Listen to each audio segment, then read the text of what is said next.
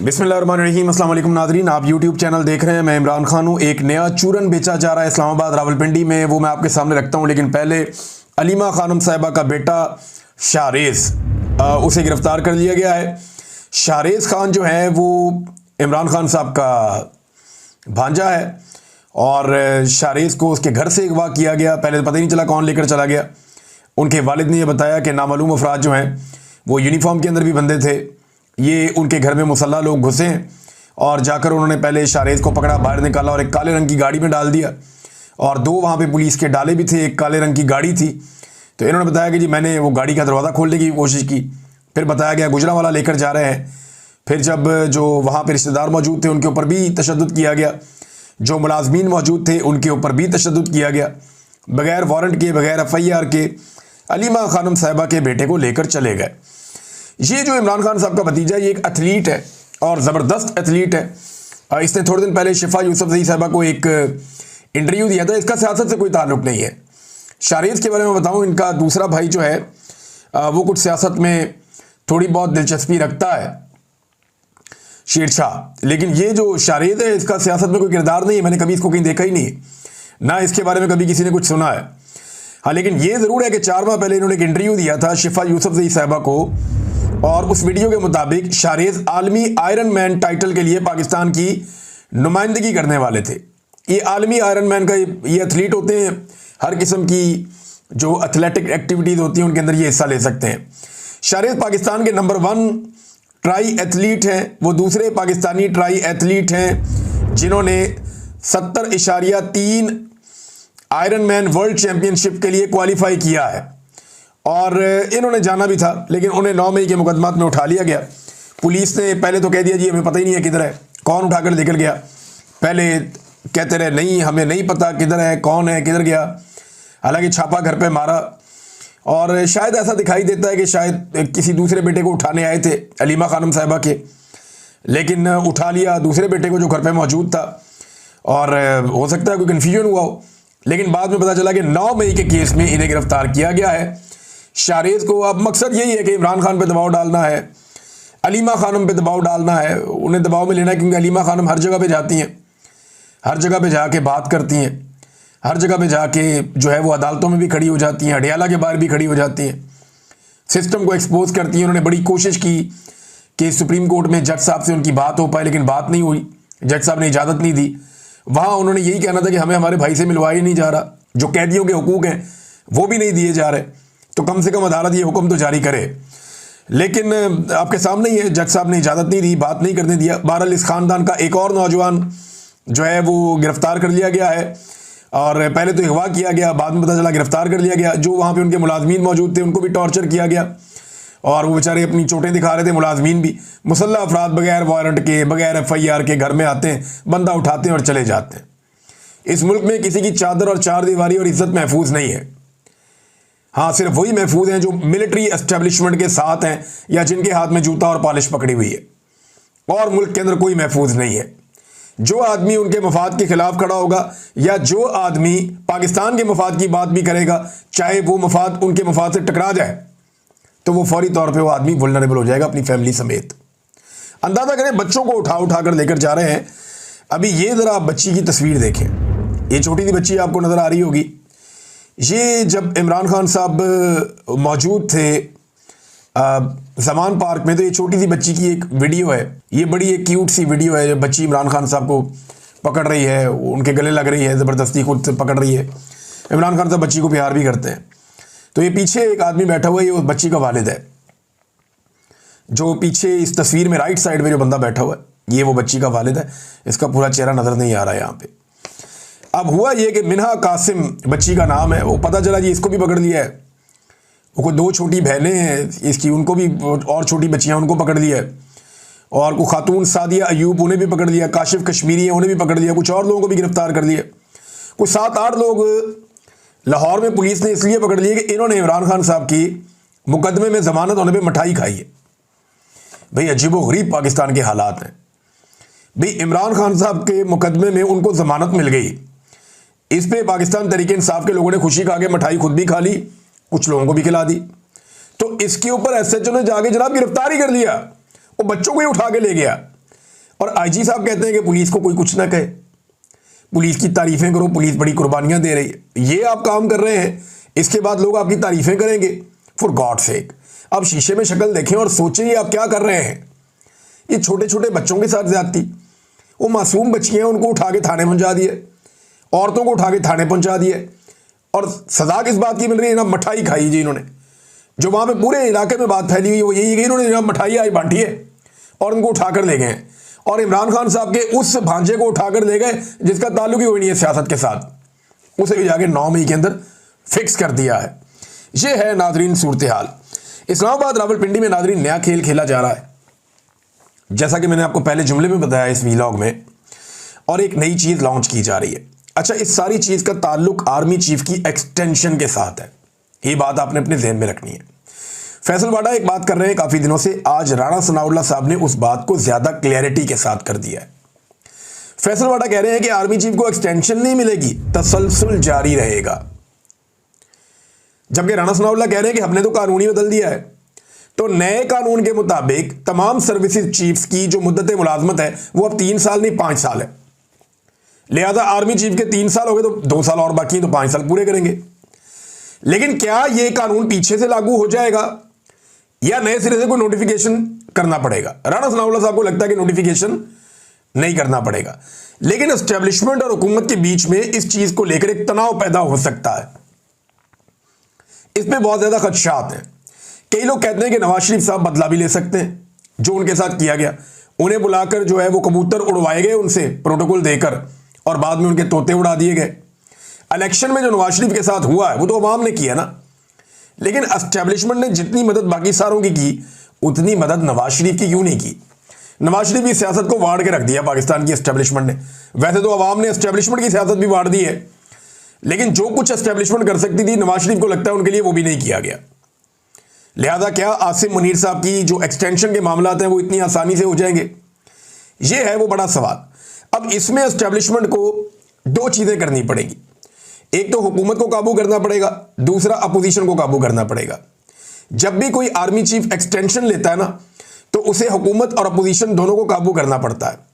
जैसा कि आपको याद होगा जनरल कियानी ने किया था, जैसा आपको याद होगा जनरल बाजवा ने किया था, कि सब ने लाइन में लग के, पीटीआई का फैसला था तो पीएमएलएन ने, पीपल्स पार्टी ने, सारी जमातों, फजलुर रहमान ने और एएनपी ने और दूसरी जमात एमक्यूएम ने, सब ने मिलकर लाइन में सबने वोट डाला था। सारे गए और जाके उन्होंने वोट डाला, नहीं जी नहीं, आर्मी चीफ की एक्सटेंशन है, इसमें हम अपना हिस्सा डालेंगे। तो जनरल बाजवा ने भी सबको राजी किया था। अब जो मौजूदा एस्टेब्लिशमेंट है उसके लिए जरूरी है कि वो सबको एक पेज पे लाए, अगर ये एक्सटेंशन वाला मामला आगे बढ़ाना है तो। अब दोनों तरफ टैकल करना होगा। एक हुकूमत को टैकल करना होगा कि वो रखना ना पड़े, कोई रुकावट ना आए, और अच्छे बच्चों की तरह ये हुकूमत मामला चलने दे। तो हुकूमत को कैसे डराया जा सकता है? उसका तरीकाकार यह है कि इमरान खान साहब के मुकदमात में एस्टेब्लिशमेंट अगर दबाव हटा लेती है अदालत के ऊपर से, तो उन्हें रिलीफ मिलना शुरू हो जाएगा। इससे हुकूमत डर जाएगी। जैसा कि ये जो कल वाला वाकया हुआ इमरान खान साहब की 8 केसों में जमानतें हुई सुप्रीम कोर्ट से, इससे हुकूमत में खौफ पैदा हुआ है। अदालत ने भी जान छुड़ाई कि यार हमारे गले में हर चीज ये लाके डाल रहे हैं, सारे गुनाह हम नहीं उठाने। उन्होंने भी जान छुड़ाई कि यार ठीक है, इतनी ज्यादती भी नहीं हम कर सकते, बस इस केस में जो इंसाफ है वो दे दिया जाए। और वो भी अधूरा इंसाफ दिया, बात सुनी नहीं है, मेरिट पे बात ही नहीं की, बस सिर्फ उन्होंने भी जान छुड़ाई है, अदालत ने भी। तो इमरान खान साहब का पीछे रह गया एक मुकदमा। अब एस्टेब्लिशमेंट ने मौजूदा हुकूमत को भी खौफजदा किया हुआ है कि जनाब अच्छे बच्चों की तरह जो है ना वो एक्सटेंशन वाला मामला चलने देना है। अगर तुमने कोई खराबी की तो इमरान खान बाहर आ जाएगा, ये बात अपने ज़हन में रख लो। तो एक तो हुकूमत को भी काबू किया हुआ है, और दूसरा एक और चूरन बेचा जा रहा है जो इस्लामाबाद और रावलपिंडी में ये बात जानबूझ के डेलिबरेटली फैलाई गई है। मेरे तक भी एक बंदे के जरिए पहुंचाई गई। बड़ा दावा किया उस बंदे ने, इमरान भाई आपको पता नहीं है, बड़ा ज़बरदस्त काम हो गया है, चीज़ें तय हो गई हैं, इमरान भाई ये होने वाला है जी, वो होने वाला है जी, आप देखेंगे थोड़े दिनों के अंदर इमरान खान साहब भी बाहर आ जाएंगे।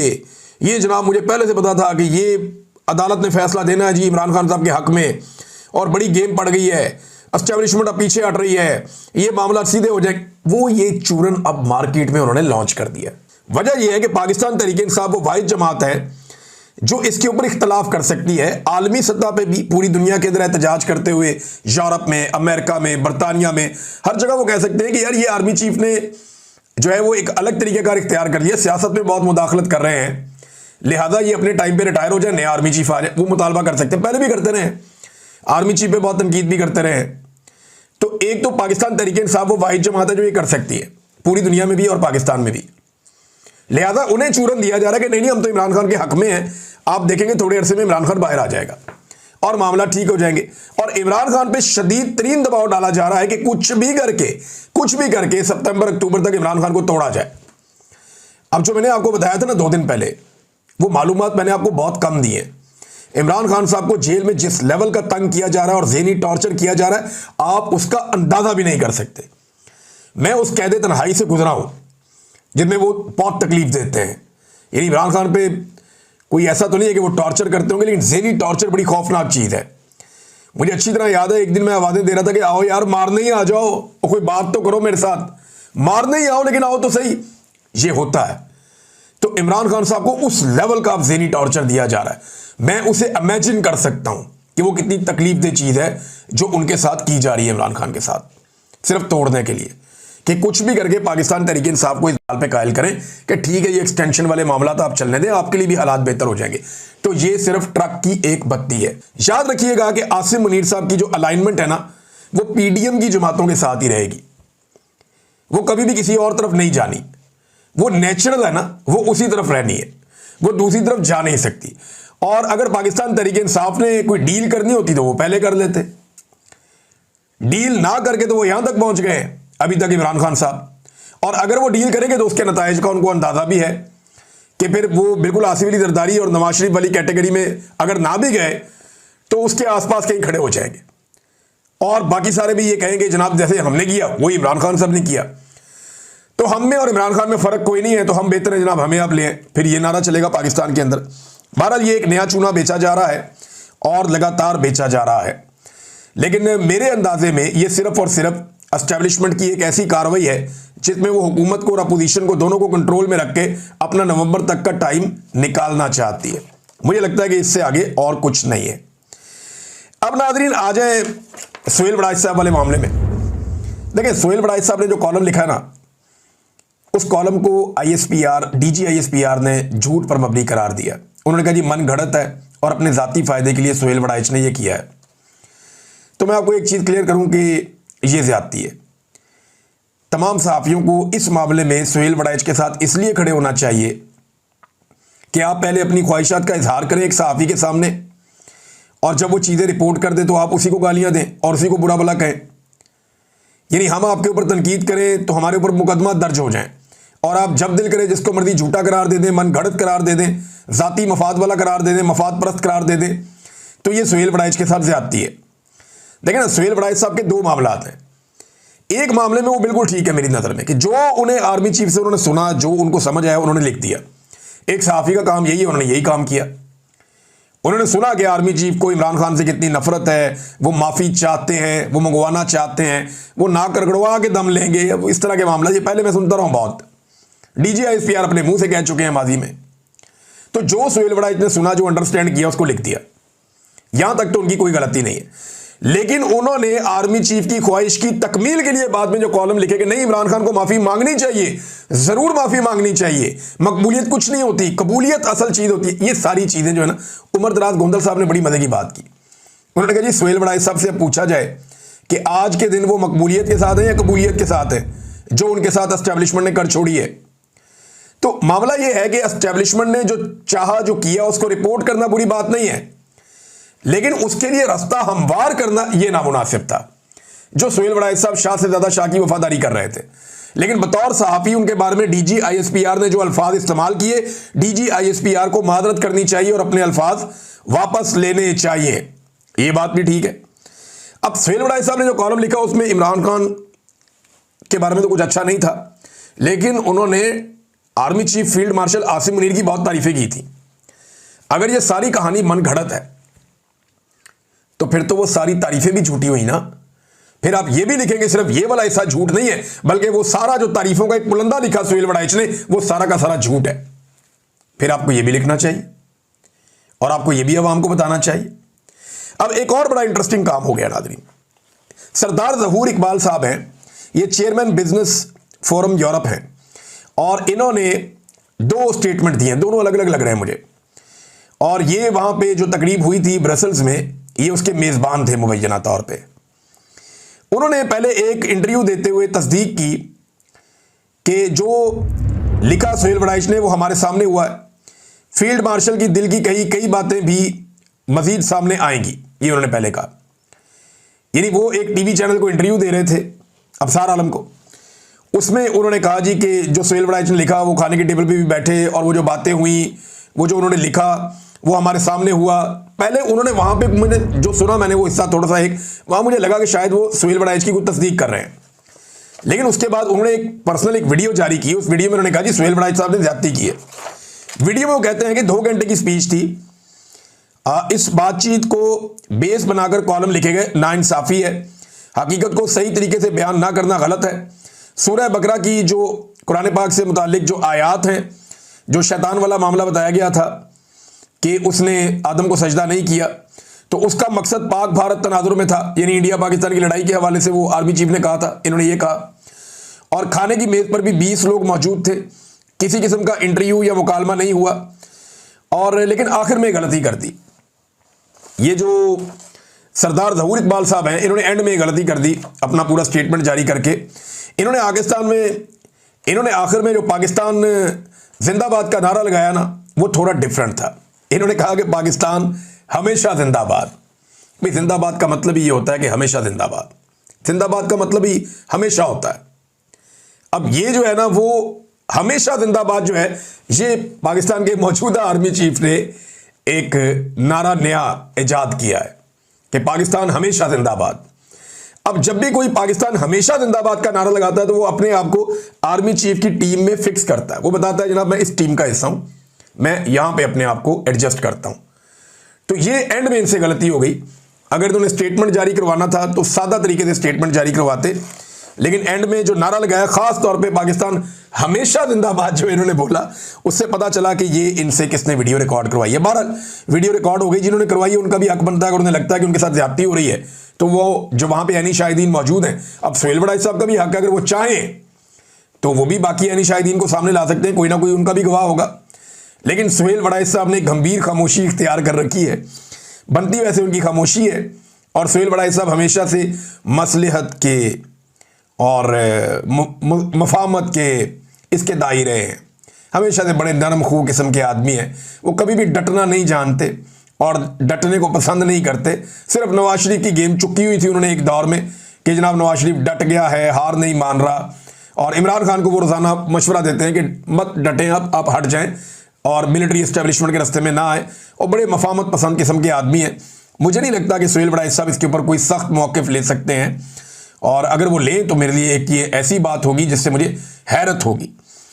नाज़रीन एक और ख़बर है, और ये खबर आई खैबर पख्तूनख्वा से। मोहम्मद फ़हीम साहब है, मैंने आपको पहले भी इनके बारे में बताया, ये बड़े अच्छे जर्नलिस्ट हैं। तो मोहम्मद फ़हीम साहब ने बताया कि ये जो शहबाज शरीफ साहब ने आकर वहाँ पे लफाफे बांटे हैं सैलाब मुतासरीन का नाम लेकर, अब वो बताते हैं जालसाजी या धोखा। वज़ीर आज़म शहबाज शरीफ ने बुनेर मुतासरीन में जो चेक तकसीम किए वो हकदार की बजाय सरकारी मुलाजमीन में बांट दिए गए। यानी वहाँ बेचारे जो हकदार हैं उनको बुलाने की बजाय सरकारी मुलाजमीन को बुला लिया और उनको चेक बांट दिए शहबाज शरीफ साहब ने। शायद मुतासरीन का वो सामना नहीं कर पाते, या शायद जो मुतासरीन हैं वो बहुत गुस्से में हैं और वो वज़ीर आज़म को शायद इस बात का डर था या उनकी टीम को कि मुतासरीन को इनके सामने ना लाया जाए। बहरहाल ये जो मुतासरीन हैं उनकी बजाय सरकारी मुलाजमीन में बांट दिए गए। चंद मुतासरीन और अक्सरियत सरकारी मुलाजमीन कतार में खड़े लिफाफे वसूल करते रहे। मुजाहिरीन बहुत थोड़े थे, ज़्यादा सरकारी मुलाजमीन थे। ज़राए के मुताबिक लिफाफे भी खाली थे। अंदाज़ा करें अब आप, जो लिफाफे इन्होंने बांटे पब्लिक को वो लिफाफे भी खाली थे, और बाद में अदायगी का भी अभी तक कुछ पता नहीं है कि बाद में पैसे अदा किए जाएंगे या नहीं अदा किए जाएंगे। ये है नाज़रीन हुकूमत की हालत। आपको खुद अपने पाकिस्तानियों को संभालना पड़ेगा। जब भी कभी कोई आफत आएगी, कोई तकलीफ़ आएगी, पाकिस्तानियों को ही आगे बढ़ना पड़ेगा और पाकिस्तानियों को संभालना पड़ेगा। हुकूमतों ने हमेशा मायूस किया, ख़ास तौर पे ये जो हुकूमतें इस वक्त मौजूद हैं, ये तो आवाम से ऐसा लगता है नफ़रत करती हैं, प्यार नहीं करते आवाम से। बजाय इसके कि ये आवाम का हाथ थामे, ये आवाम का हाथ झटकते हैं। तो पाकिस्तानियों को खुद स्ट्रेटजी बनानी चाहिए, खुद हिकमत अमली बनानी चाहिए। अल-खिदमत एक तंजीम है, बड़ा अच्छा काम कर रही है, कुछ और तंजीमें अच्छा काम कर रही हैं, तो सबको मिलकर इस कार्य खैर में अपना हिस्सा डालना चाहिए। अब तक के लिए इतनी, अपना ख्याल रखिएगा, अपने चैनल का भी। अल्लाह हाफ़िज़।